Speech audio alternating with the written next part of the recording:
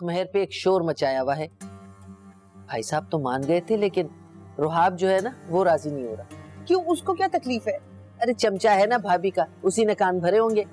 ये भाभी साहिबा को तो जाके ठीक करना पड़ेगा मुझे। और मेरे प्यारे फूफा जान, वो भी तो इतने बड़े हिमायती हैं बहू के। अब वहां जाते ही लड़ाइयां ना शुरू कर देना। पहले प्यार मोहब्बत से सबके दिल में जगह बनाना, शौहर को मुट्ठी में करना, और उस बड़े मियाँ को भी। सारी जायदाद तो उन्हीं के नाम है ना।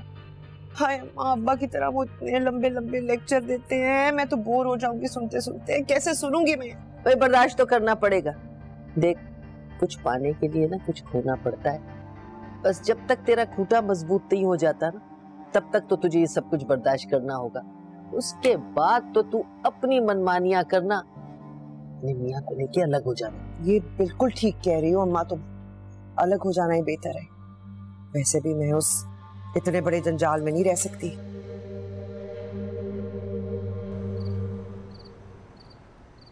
आपने हमें फूफा से नजरें मिलाने के काबिल नहीं छोड़ा। आपकी इस बात को ऐसे फूफा और रुहाब हमसे कितने नाराज हो गए। रुहाब ने तो यहां तक कह दिया कि अगर 5 लाख से ऊपर की बात की गई तो वो ये रिश्ता खत्म करने में 1 मिनट भी नहीं लगाएगा। इसीलिए तगड़ा हक महर रखवाया है मैंने, क्योंकि आजकल के मर्दों का कोई भरोसा नहीं है। और वो भी रुहाब जैसा आदमी, पढ़ा लिखा खूबसूरत आदमी, उसके लिए क्या कमी है रिश्तों की?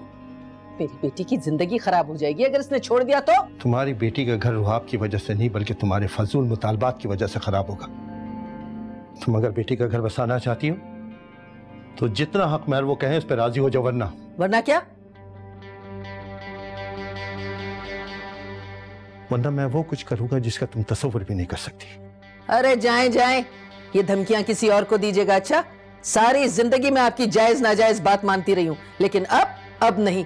अपनी बेटी के मुस्तकबिल के लिए मैं आपकी एक नहीं मानूंगी। बस शाकिरा, अपनी जबान बंद करो वरना मेरा हाथ। अब्बा सारी जिंदगी तुम अपनी मनमानी करके इस घर पे हुक्मरानी करती रही और मैं चुपचाप तुम्हारी सारी बातें बर्दाश्त करता रहा। लेकिन अब मैं ऐसा नहीं होने दूंगा, इसलिए कि इस वक्त मेरी बेटी की जिंदगी का सवाल है, जिसे मैं तुम्हारे फजूल मुतालबात की वजह से खराब नहीं होने दूंगा। शुक्र करो अल्लाह कि मेरी बहन ने आंखों देखे मक्खी निकलकर तुम्हारे इस नालायक बेटी को अपने हीरे जैसे बेटे के लिए मांग लिया, वरना इसमें गुण क्या है? जैसी माँ वैसे बेटी। अम्मा देख रही हो अब्बा के दिल में हम दोनों के लिए कितना जहर है। ये जिंदगी का पहला बाप है जो अपनी बेटी की मुस्तकबिल के बजाय अपने बहन और बहनोई के बारे में सोच रहा है, डर रहा है उनसे। अभी और इसी वक्त रोशन आरो को फोन करके कहो कि जितना वो हक महर रखवाना चाहते हैं हमें उस पर कोई इतराज नहीं है। आपको इतराज नहीं है, मगर मुझे इतराज है। दुनिया इधर से उधर हो जाए, लेकिन मैं अपने फैसले से हटने वाली नहीं हूं, कह दिया मैंने। अरे अम्मा, आप क्यों जिद कर रही हैं? जो अब्बा कह रहे हैं आप उस बात को मान लें। अरे चुप कर, बड़ाया बाप की हिमायत करने के लिए। कह दिया मैंने, हक महर तो उन्हें मेरी मर्जी के मुताबिक देना पड़ेगा, वरना आज ही ये रिश्ता खत्म। शाकिरा, तुमने मेरी जिंदगी अजीरन करके रख दी है। तुमसे शादी करके मैंने जिंदगी की सबसे बड़ी भूल की थी। अरे आपने कौन सी बड़ी भूल की है? भूल तो मुझसे हुई है, मैंने सहा है आपको, लेकिन आज मैं आपकी एक नहीं मानूंगी। मैं जा रही हूं अभी और इसी वक्त। अम्मी आप कहां जा रही हो? कहां जाएंगे? मैं कहीं भी जाऊंगी। छोटी बातों का बना का मतलब ना रही। क्या हो गया? अच्छा बात। शर्म आनी चाहिए तुम्हें, शर्म आनी चाहिए। शर्म आपको आनी चाहिए। बेटी के ससुराल जाके वहां मुतालबात कर रही हो। क्या सोचते होंगे वो लोग हमारे बारे में? प्लीज बात चुप करें। आप क्यों? अरे आपको अब्बा का गुस्सा का पता, छोड़ दे कुछ नहीं। अम्मी आप क्या कह रही है? शादी सर पे ना, कहाँ जा रही हैं? नहीं मैं तुम्हें नहीं जाने दूंगी। तुम लोगों ने मुझे समझा क्या समझा? अम्मा नहीं करो ना। अरे प्लीज अच्छा जाओ जाओ जाओ, मैं जा रही हूँ। अरे प्लीज छोड़ दो, जाने दो। ये मक्कार, तुम तो मेरे मरने की दुआएं मांगती होगी ना, ताकि मैं मर जाऊं और तुम इस घर पे हुकूमत करो, है ना? अरे मम्मी मैं ऐसा कुछ भी नहीं सोचती, परवीन क्या खुराफात ज़हन में पाल रखा इस औरत ने। खामोश रहिए। आप तो चुप करिए, आप तो चुप। छोड़ो मुझे। नहीं अम्मा, मैं अब यहाँ एक लम्हे नहीं रुकूंगी। अगर तुम जाओगी तो फिर मैं भी तुम्हारे साथ जाऊंगी।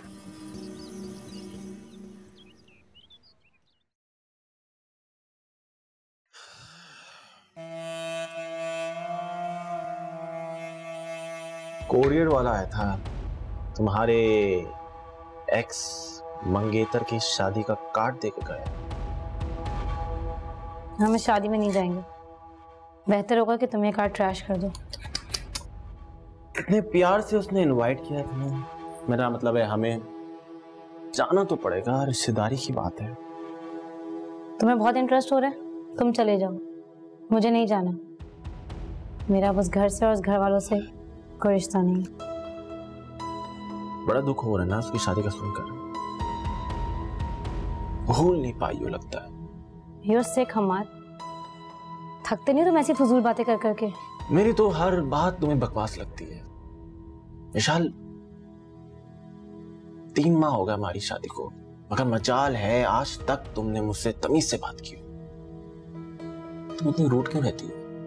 प्यार से भी बात कर लिया करो कभी। मेरी जिंदगी बर्बाद करके तुम मुझसे मोहब्बत की तवक्को कर रहे हो? देखो विशाल, मैं मानता हूं कि मैंने गलत किया, तुम्हें अपनाने के लिए मैंने झूठ का सहारा लिया, मगर मेरे पास कोई ऑप्शन ही नहीं था, क्योंकि तुमने मेरी मोहब्बत को ठुकराकर उस खलीस आदमी को अपनाया। अगर उसकी मोहब्बत सच्ची होती ना, तो वो तुम्हें एक बार वजाहत का मौका जरूर देता, तुम पर एतबार करता, मगर क्या उसने किया? नहीं किया। देखो,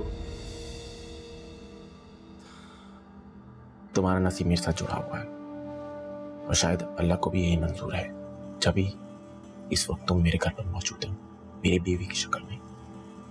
जो कुछ हुआ उसे भूल जाओ, रुहाब को भूल जाओ, हम एक नई शुरुआत करते हैं। मैं वादा करता हूं कि मैं तुम्हें सारी जिंदगी खुश रखूंगा। खुश? और तुम जैसा इंसान किसको खुशी दे सकता है हमार? अपनी खुदगर्जी और मकारी को मोहब्बत का नाम मत दो। मुझे पाने के ख्वाब देखना छोड़ दो।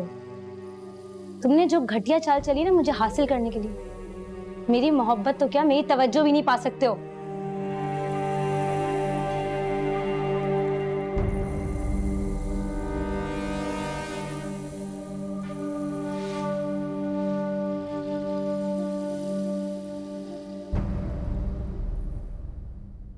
नहीं मांगूंगा, किसी तौर भी माफी नहीं मांगूंगा।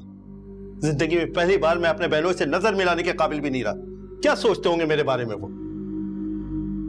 तुम्हारी मां से शादी करके मैंने जिंदगी की सबसे बड़ी गलती की। अब्बा प्लीज, शादी के मौके पर लड़ाई झगड़ा मत करें। अरे ऐसे मौकों पर तो लोग अपने दिलों से रंजिशें खत्म करते हैं। कर तो रहा हूं। अच्छा अब्बा प्लीज भूल जाए सब कुछ। वो पुप्पो की कॉल आई थी, वो कह रही थी कि पुप्पा राजी हो गए।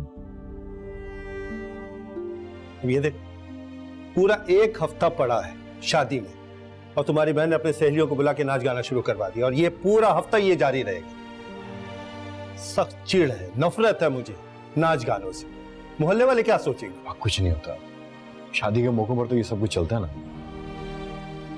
तुम भी अपनी मां की तरह अपनी बहन की बेवजह हिमायत करने लगे।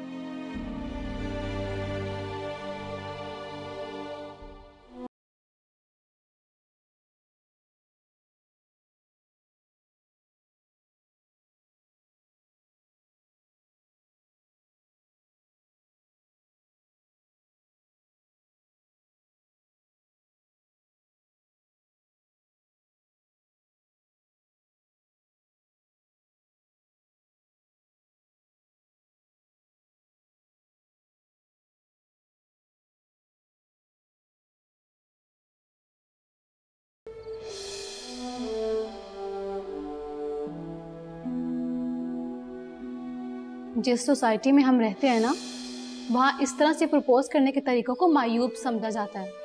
वो अब तुमसे कभी नहीं मिलेगी, और उससे शादी का ख्याल अपने जहन से निकाल दो।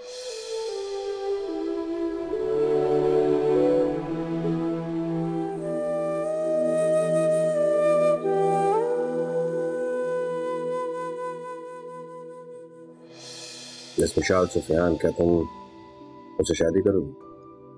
तो आप मुझे कितनी बार प्रपोज करोगे? जब तक तुम मुझे मेरे सवाल का जवाब नहीं दोगी मैं तुम्हें प्रपोज करता रहूंगा।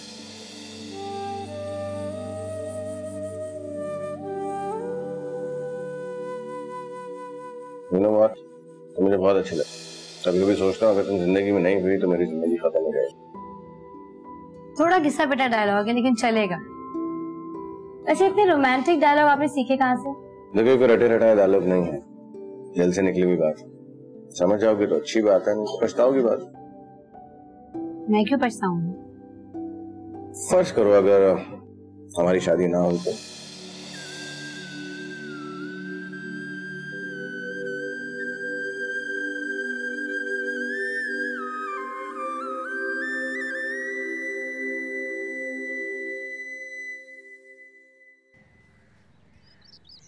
पापा आज फिर घर पे ढोलकी रखवा दिया। आप अम्मी को समझाते क्यों नहीं है? रोज रोज मोहल्ले वालों को, खानदान वालों को इकट्ठा करके तमाशा करने की क्या जरूरत है?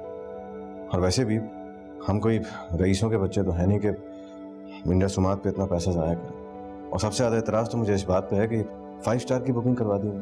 आपने उनको रोका कैसे नहीं?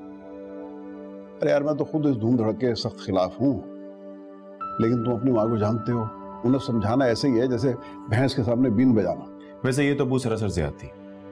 महज खानदान में नाक ऊंचा रखने के लिए अम्मी ने उठवा के सारी सेविंग्स लगवा दी आपकी। जैसे मेरी बारी तो नाक कटने का कोई खर्चा ही नहीं था। मैंने बहुत समझाने की कोशिश की, लेकिन उन्हें समझाना नामुमकिन है। वो कहती हैं कि मैंने शादी पूरी धूमधाम के साथ करनी है। मैं क्या करूं? डॉक्टर ने भी कहा है कि इनका ख्याल रखें, इनको किसी किस्म का स्ट्रेस ना आने दें। और तुम तो जानते ही हो, वो अगर किसी बात पे अड़ जाए तो फिर पीछे नहीं हटते। खैर अबू, मैं हॉस्पिटल जा रहा हूँ, रात में लेट हो जाऊंगा। अम्मी से कह दीजिएगा कि ढोलकी भी मेरा इंतजार बिल्कुल ना करेगा।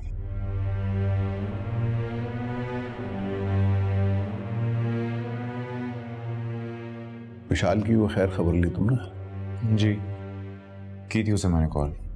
इनफैक्ट वो शादी का कार्ड भी भेज दिया।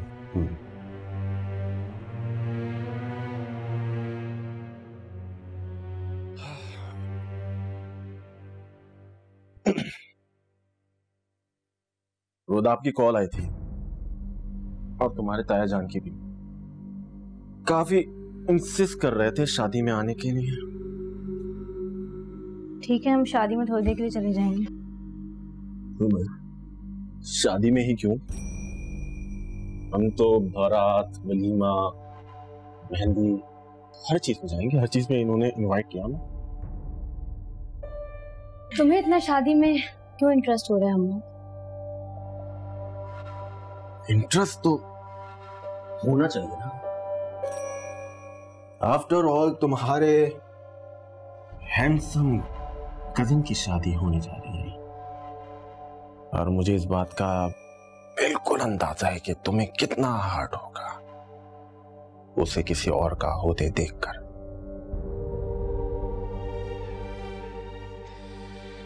और यह एहसास इतना अजियतनाक है ना कि तुम सोच भी नहीं सकती।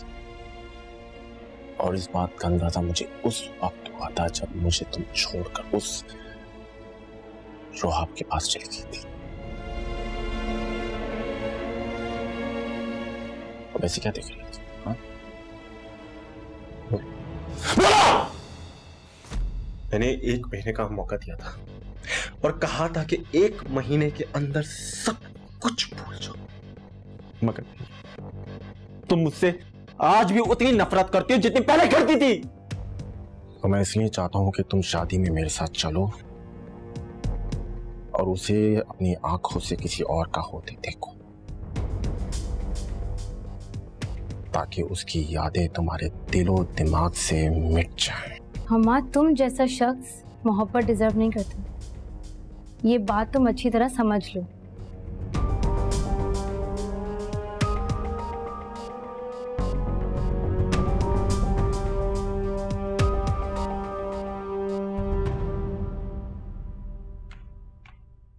अम्मी, मामू जान का फोन आया था। वो कह रहे थे कि वो जहेज का सारा सामान भिजवा रहे हैं।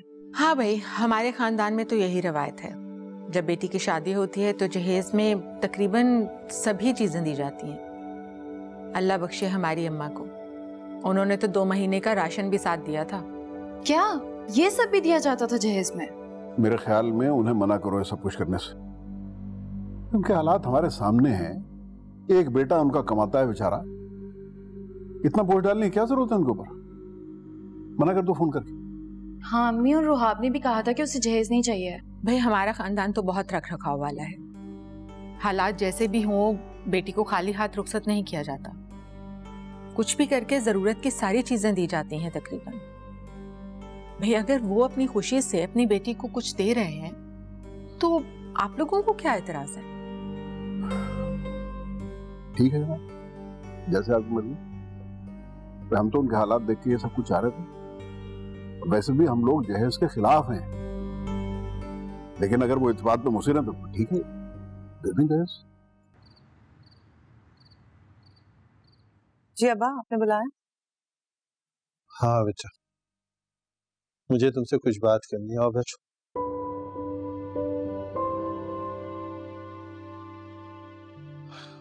बेटा आज तुम रुखसत होकर इस घर से जा रहे हो।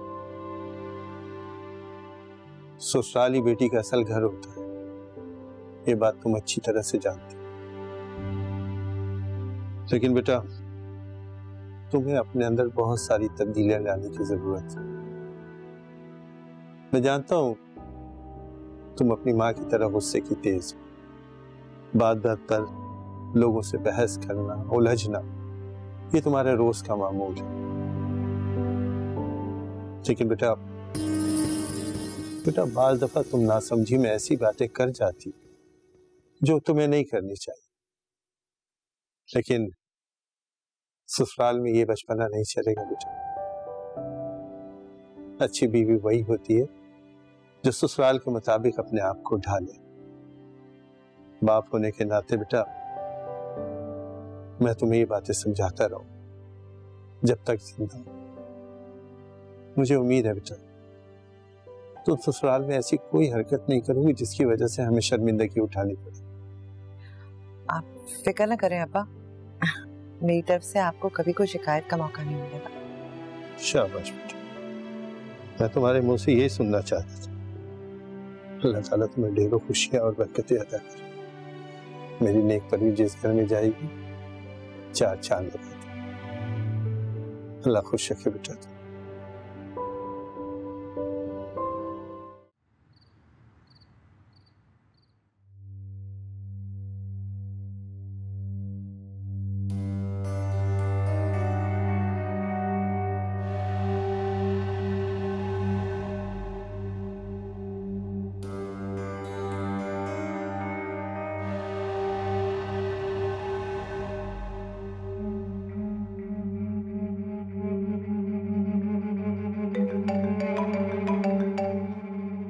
हेलो अम्मा, बड़ी लंबी उम्र है तुम्हारी, बस अभी तुम्हें याद कर रही थी मैं। देख ले, अरे दिल को दिल से राह होती है। मेरी बेटी ने मुझे याद किया और देख मैंने फट से फोन खड़का दिया। अल्लाह की कसम दिल बहुत उदास हो रहा है। तेरे जाने के बाद तो घर ऐसा सूना सूना लग रहा है, सन्नाटा सा छा गया। कसम से अम्मा, मुझे भी अपना घर बहुत याद आ रहा है, खास तौर पे तुम। सारी जिंदगी अम्मा तुम्हारे साथ गुजारी है, तुम्हारे मशवरों पे अमल करके, तुम्हारी बात मान के, और अब तुम यहाँ पे नहीं हो तो मुझे बहुत अजीब सा लग रहा है। अरे तो परेशान होने वाली कौन सी बात? तेरा घर कौन सा दूर है मेरे घर से? 10 मिनट के फासले पे तो तेरा महका है। जब कोई ऐसी बात हो ना, फट से यहाँ आ जाया कर मशवरे लेने। और ये फोन किस दिन काम आएगा? अरे मुझे फोन कर लेना, मैं आ जाऊंगी तेरे पास। फिक्र करने की बात नहीं है बेटा। अच्छा ये बता, रुहाब कहाँ है? उसका क्या पूछ रही है अम्मा? मुझे क्या पता वो कहाँ है? बैठा होगा फूफो के पास। है? ये क्या कह रही है? मैं पता कर क्या हुआ? कैसे पता करूं अम्मा? अम्मा वैसे तुमने नोट नहीं किया, सारी शादी में कितना उदास उदास था, जैसे जबरदस्ती पकड़ के बिठाया उसे। अरे वो चुड़ैल जो आ गई थी अपने शौहर के साथ। हाँ, मुझे तो भाई बड़ी हैरत हो रही है। तुम्हारे मियाँ का मूड उसी वक्त खराब हो गया था। समझ में नहीं आ रहा कि भाई साहब ने वो अपनी बेशरम भतीजी को शादी पे क्यों बुलवा लिया इतना सब कुछ होने के बावजूद। मूड तो खैर वो शामीन का भी बहुत खराब था, सीधे मुंह मुझसे बात नहीं की, कमरे में भी शगुफ्ता छोड़ने आई थी मुझे। अरे दफा करो उसे, तुम्हें क्या परवाह है? हैं? ना करो परवाह। अरे विशाल वाले वाकये के बाद शामीन तो अब इस घर में कोई हैसियत ही नहीं रखती। तुम अपना खूंटा मजबूत करो बेटा, मुझे यकीन है कि तुम ये काम फटाफट कर लोगी बस। अच्छा ये बताओ कि सलामी वाले पैसे कहाँ हैं? मुझे क्या पता अम्मा, मैंने तो ना देखे ना मुझे खबर है उसकी। हैं? अरे तो पता करो ना। हैं? अरे कम से कम शादी में लगभग 50 लोग तो आए थे, लाखों रुपए जमा हुए होंगे। और वो जो तुम्हारी चुड़ैल नंद है ना, कापी पेंसिल लेके हिसाब किताब लिख रही थी सलामी का। वैसे अम्मा बहुत चालाक है ये माँ बेटी, लेकिन तुम फिक्र ना करो, मैं कोई ना कोई रास्ता निकाल ही लूंगी, पता करती हूँ पैसे कहाँ हैं। अच्छा मेरी एक बात गौर से सुनो, ये जो सलामी पे दिए गए पैसे हैं ना, इसमें सिर्फ तुम्हारा और तुम्हारे मियाँ का हक है। सुबह सबसे पहले ये बात अपने मियाँ के कान में डाल देना, बस। कैसी खौफनाक बातें कर रही हो माँ। देख बेटी, शादी के पहले दिन का तुझे सबक पढ़ा रही हूँ। ससुराल में जरा ध्यान से रहना, समझ गई? बड़े चालाक लोग हैं चारों तरफ तेरे, अपने कान और आंखें खुली रखना, समझी? अच्छा माँ मैं रखती हूँ, मुझे लगता है कोई आ रहा है। चल ठीक है, लेकिन मैंने जो कहा है उस पर अमल करना। अच्छा, अल्लाह हाफिज।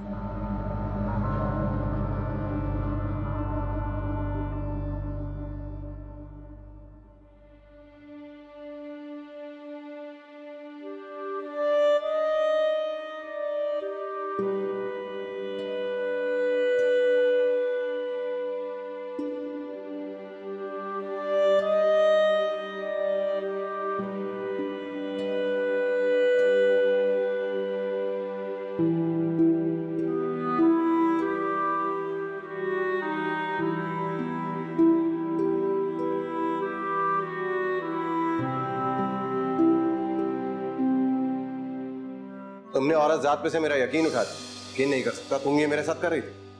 कितनी खूबसूरती से तुम मुझे धोखा देती रही और मैं तुमसे मोहब्बत करता रहा। हम ही बिल्कुल ठीक कहते, तुम जैसी लड़कियां किसी एक की होकर रह ही नहीं सकती।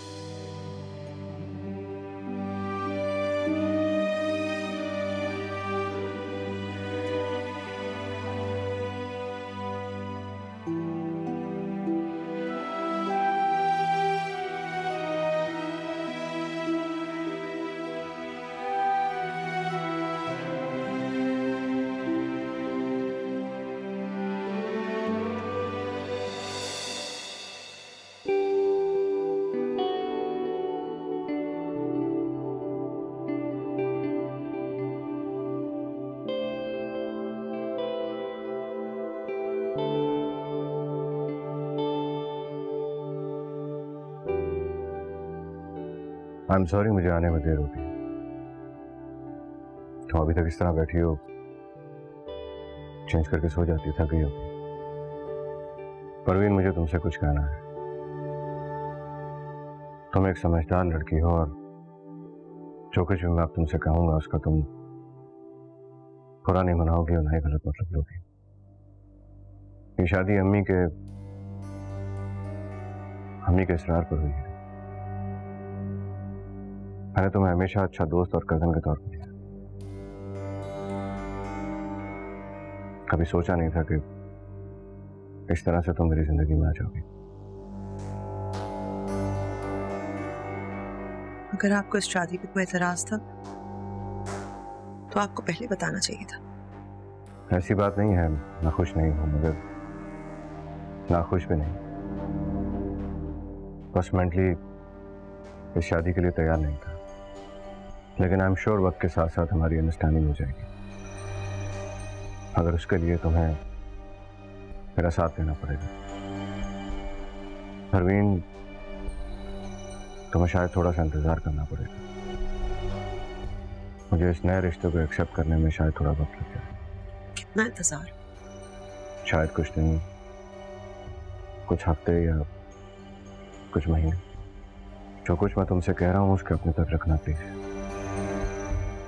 ये बात अम्मी तक ना पहुंचे, वो पहले ही हार्ट पेशेंट है। आप कैसे और कब तक छुपाएंगे? देखो, हम दोनों को एक दूसरे को समझने में कुछ वक्त लगेगा, बट आई बिलीव कि हम दोनों एक दूसरे को समझ पाएंगे वक्त के साथ साथ। मैं जरा थोड़ा सा मुख्तलिफ इंसान हूँ, नए लोगों में, नई सिचुएशंस में एडजस्ट करने में थोड़ा सा वक्त लगता है मुझे। I hope you understand. ये तुम्हारे लिए, ये क्या है? ये डायमंड रिंग है। तुमने कहा था ना कि तुम्हें डायमंड रिंग पसंद है। पहना दीजिए, या आप मुझे इस लायक में नहीं समझते? परवीन देखो, मुझे इस तरह की बातें करके एम्बैरेस मत करो। मैंने कहा ना मुझे थोड़ा सा वक्त चाहिए।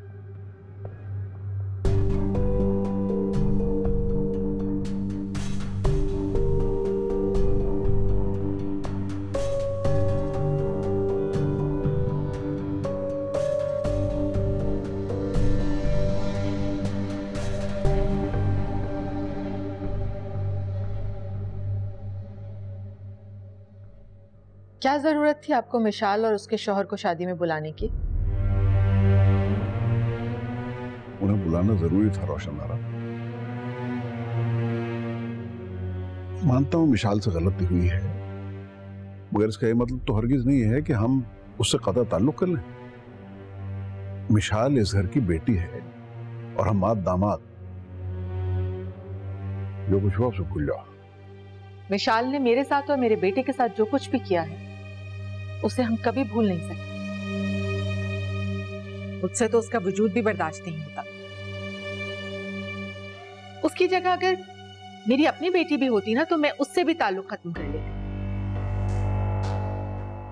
इस बार तो आपने उसे बुलवा लिया है, लेकिन अगर अगली बार बुलवाया तो मैं खुद उसे अपने घर से धक्के देकर बाहर निकाल दूंगी।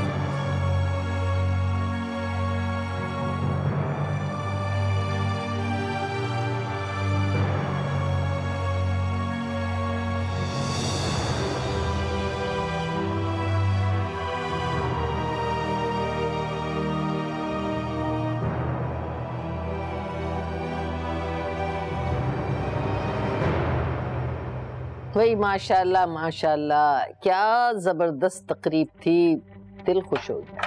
तो छोड़ो, मैं इस गहमा गहमी के सख्त खिलाफ। मुझे तो यकीन नहीं आ रहा कि रियाज भाई धूम धड़क के लिए राजी कैसे हो गए। राजी कैसे नहीं होते भाई, आपकी बहन ने माशाल्लाह इतना जबरदस्त इंतजाम किया हुआ था, मेरा तो दिल खुश हो गया। ऐसी होनी चाहिए तकरीब। अरे अम्मा, ये सब पैसे का कमाल है। बात पैसे की नहीं, बात है दिल के अरमान की। लोगों के पास बहुत पैसा है लेकिन कंजूसी में मारे गए कमबख्त। भाई रोशन आरा को अल्लाह ने दिया भी है और उसका दिल भी बहुत बड़ा है। आप देख लीजिएगा अब्बा, मैं अपनी बेटी की शादी बहुत सादगी से करूँ। ना जहेज होगा ना धूम धड़का होगा। जिसके साथ जाएगी मैं उसको बोलूंगा कि मियाँ निकाह करो सादगी से और इसे अपने साथ ले जाओ। और अगर मेरा बेटा हुआ तो उसकी बीवी को भी बगैर जहेज के लेके आऊंगा। इंशाअल्लाह बेटा, इंशाअल्लाह। ये सादगी का ढंडोरा पीटना बहुत आसान है। बेटी बगैर जहेज के जाएगी ना तो कुछ दिनों बाद जब ससुराल ताने देने लगेंगे ना तब मैं तुमसे पूछूंगी। मैं जानता हूँ कि ये बहुत मुश्किल है, मगर मैं ये करके दिखाऊंगा। माशाल्लाह, बहुत नेक ख्यालात हैं बेटा तुम्हारे। काश ये बात तुम्हारी माँ को समझ में आ जाए। देखो भाई, इंसान जिंदगी में एक ही बार शादी करता है, वो शादी भी अगर ऐसी सादगी के साथ करे तो मजा कहाँ आता है। अरे भाई, शादी तो ऐसे ही धूमधाम से होनी चाहिए जैसे रोशन आरा ने करवाई। और फिर रोशन आरा को किस बात की कमी है? माशाल्लाह बहुत पैसा है, अपना घर है, जायदाद है, दोनों बेटे अच्छा खाते कमाते हैं, तो उसके लिए तो कोई मसला नहीं है। और दिल की भी बहुत बड़ी है भाई। छोड़ो, मैं इसे फजूल खर्ची और दिखावा समझता हूँ। इससे तो बेहतर था कि रोशन आरा ये सारे पैसे किसी फलाही अदारे को डोनेट कर देती। क्या कर देती? इनका कहने का मतलब है कि किसी फलाही अदारे को अतिया कर देती। अरे रहने दे, पता नहीं कहां से ये अपनी मंतिक लेके आए। डोनेट कर दे। ये कौन से अंग्रेजी लफ्ज सीखे आपने हैं और कहां से? ये परवीन जो है ना, ये भी आपके नक्शे कदम पे चल के अंग्रेजी सीखना शुरू किया है उसने। अंग्रेजी आ गई है बड़ी।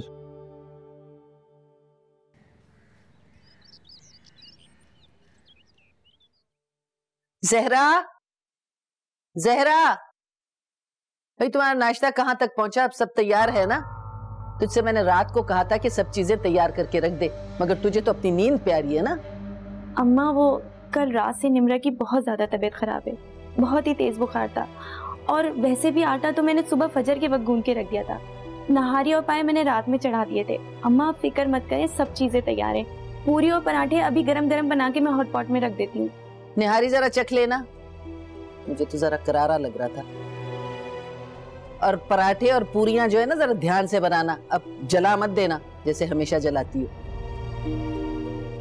अरे वाह वाह, इतनी प्यारी खुशबू आ रही है। अम्मा जल्दी से नाश्ता लगा दें, मुझे बहुत भूख लग रही है। नहीं नहीं, ये नाश्ता तेरी बहन के ससुराल जाएगा, तू भी साथ चले जाना और वहीं अपने बहनोई के साथ बैठ के कर ले। अच्छा जहरा, जाके जरा मेरी शर्ट इस्त्री कर दो। जी। अम्मा वैसे ये बहुत ज्यादती है। वो रात से 50 लोगों का नाश्ता तैयार कर रही है। जब से परवीन की शादी हुई है वो मजदूरों की तरह काम कर रही है। एक रात भी वो आराम से नहीं सो पाई। घर में शादी ब्याह हो तो औरतें ही काम करती है ना। और ऐसा क्या जुल्म कर दिया मैंने तेरी बीवी के साथ? अपने घर में तो 25-25 लोगों की हांडियां चढ़ाती थी, वहां तो दुख नहीं होता था। आ गया बिला वजह। तुझे और तेरे बाप को ना कुछ ज्यादा ही हमदर्दी का बुखार चढ़ता है। बात हमदर्दी की नहीं है, असूल की बात है। अब ये तो देखें कि वो कितनी मुशक्कत कर रही है। डॉक्टर ने उसको आराम करने का बोला है। अगर ऐसी हालत में वो काम करेगी तो आप मुझे बोल देते, आजकल तो बाजार से बनी बनाई चीजें मिल जाती है, मैं बाजार से मंगवा लेता। क्या जरूरत है फजूल खर्ची की, जबकि घर में हर चीज आराम से बन जाती है। जहाँ पे लाखों रुपए खर्च किए वहां पे चंद हजार और सही। ज्यादा बहस ना कर मेरे साथ, समझ गया?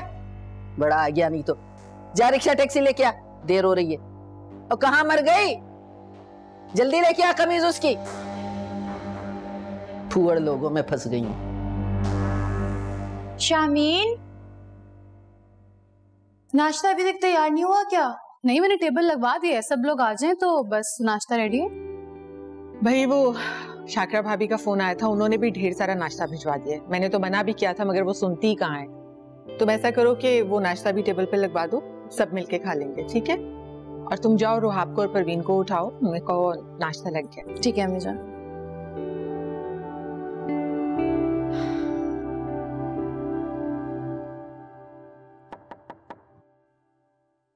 आ जाओ। अस्सलाम वालेकुम परवीन। नाश्ता तैयार है, आ जाओ। और ये रुहाब का है? बाथरूम में।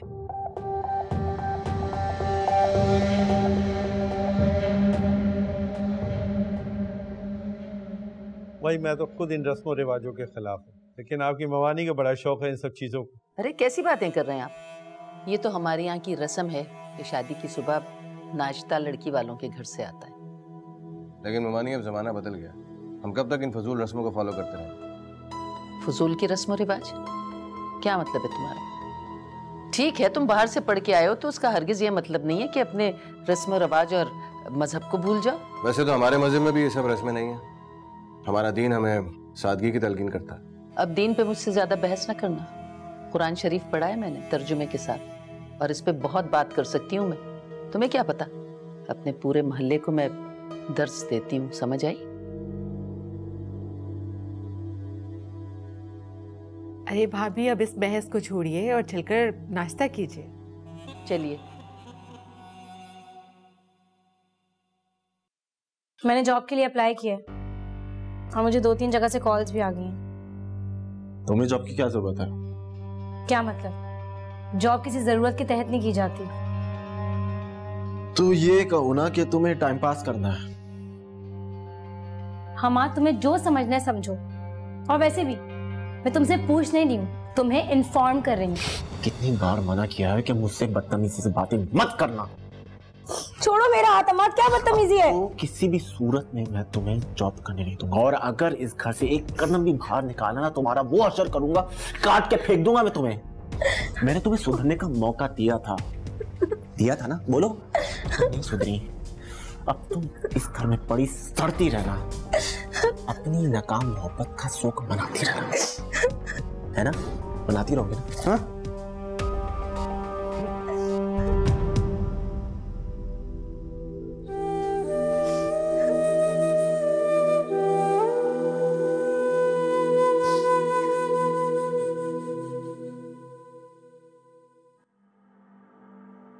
क्या बात, अब क्यों मुंह लटका बैठे? अरे बताना, किसी ने कुछ कह दिया क्या? तुझसे कितनी बार कहा है कि मुझसे कोई बात छुपाया न कर। मैं तेरी माँ हूँ, मुझसे ज्यादा तेरे मसले हल करने वाला और कोई नहीं है। बस मुझे एक फोन कर दिया कर। रहने दो अम्मा, मेरा ये वाला मसला तुम्हारे मशवरों से हल होने वाला नहीं। एक बात बताओ अम्मा, रुहाब की शक्ल देख के तुम्हें अंदाजा नहीं हुआ कि उसे जबरदस्ती शादी के लिए राजी किया गया? लो ये बात, इतनी छोटी छोटी बातों पे परेशान मत हुआ करो। इतनी सी बात अम्मा, तुम्हें ये बात इतनी सी लगती है? मेरी पूरी जिंदगी का मामला है। जब शौहर ही अपना ना हुआ तो क्या फायदा इस ठाट बाट का? कैसी बातें कर रही है? तेरा शौहर तेरा ही रहेगा, कहाँ जाएगा वो? उसके दिलो दिमाग पे तो मिसाल सवार। पता है, मुंह दिखाई की अंगूठी मेरे मुंह पे मार के वो सोफे पे जाके सो गया है। ये क्या कह रही है तू? सच कह रही हूँ अम्मा, बहुत दिल टूटा है मेरा, बहुत बेइज्जती हुई है उसकी बातें सुनकर। तो बस मुझे अपना बहुत छोटा लगने लगा। अरे कुछ तो बताओ, कहा क्या उसने? कहने लगा इस रिश्ते को कबूल करने में उसे हफ्तों और महीनों भी लग सकते हैं। मैं सच कह रही हूँ अम्मी जान, मैंने खुद रुहाब का तकिया और चादर सोफे पे देखा है। इससे ज्यादा और क्या सबूत चाहिए आपको? अच्छा, रुहाब कहाँ है? जाओ उसे बुला कर लाओ।